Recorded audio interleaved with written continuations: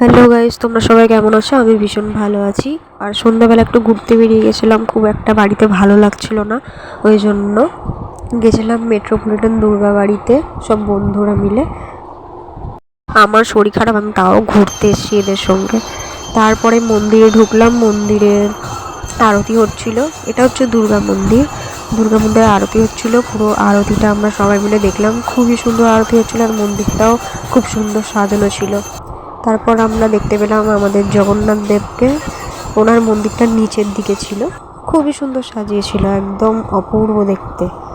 তারপর আমরা সবাই মিলে বাচ্চা হয়ে যাই দোলনা চড়বো বলে, বাচ্চাদেরকে বের করে দিয়ে আমরা নিজেরা দোলনা চড়েছি। গাইজ, এখানে আমি নিজেই বাচ্চা হয়ে গেছি এদের পাল্লায় পড়ে। ঘোড়া চড়ছে, ঘোড়া করে আমি আজকে বাড়ি চলে যাব, এদের সাথে আর যাবো না।